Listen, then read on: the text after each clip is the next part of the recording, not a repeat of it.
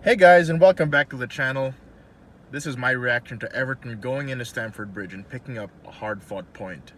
Scoreless draw, 0-0, and it's hard to get a result in Stamford Bridge, especially with what's been happening recently. I remember a few years ago, it went up to maybe the 97th minute, and John Terry was able to score a late winning goal, and it's just stuff like that has been happening for far too long, but this Everton side is completely different. For one, I like how the team set up to be organized in the middle and a threat out wide, which is why even though Chelsea did have 61% of the possession, they couldn't really do much in terms of attacking because they knew our wingers were capable of running down the flanks and hitting them on the counter. There was a lot of attacking intent by Everton, but I think Rudiger played well for Chelsea in disrupting our attacks, and there was that little toss-up with Bernard, who was like a foot shorter than him. And both picked up yellow cards, but, well, what can you do, right?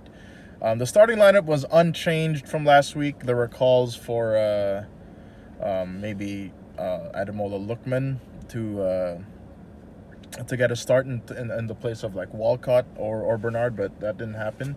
And there was one change out of necessity, which was Kurt Zuma not being able to play because Chelsea is his parent club, and therefore we saw the full debut of Yerry Mina in the Premier League, 90 minutes, and I thought he played well. He did pick up a contentious yellow, but it is what it is.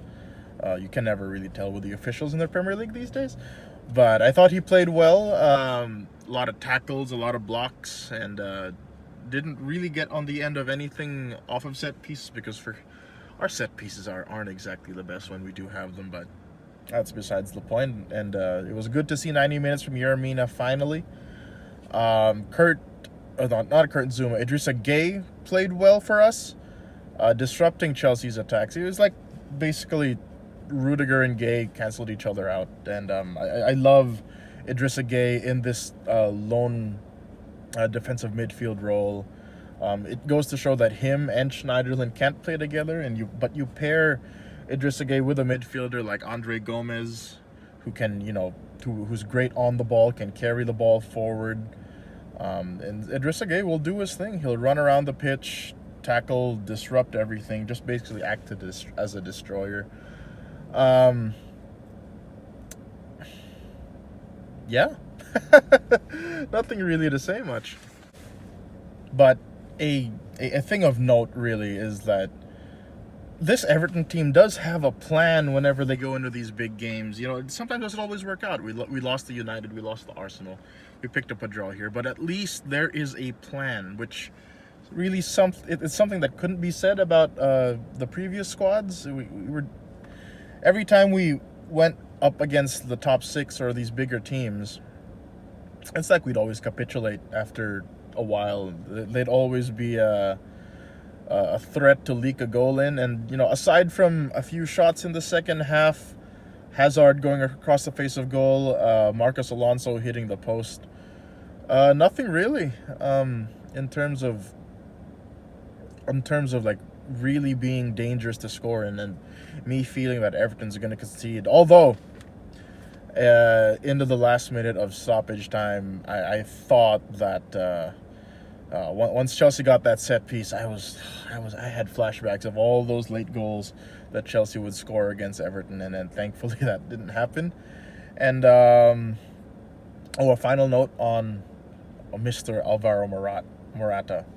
Really, he spent the whole game offside and trying to draw contact on the ground. He is such a good striker. He is such a talent that I feel that doing that all game just completely nullifies and wastes the capabilities that a player like him has. And it was infuriating to see, really. And aside from that, he was invisible the whole game. Didn't really offer much aside from the antics he pulled off, but be better, man. Be better. So 0-0 at Stamford Bridge, hard-fought draw. Something I would have been happy with before the game, and I'm happy that we were able to tidy things up and come out with a point. And Cardiff City not next week. After the international break, it's Cardiff City at home, and then the big one against Liverpool, the Merseyside derby at Anfield. Let's see what we've learned from the past years and what we can bring into this year.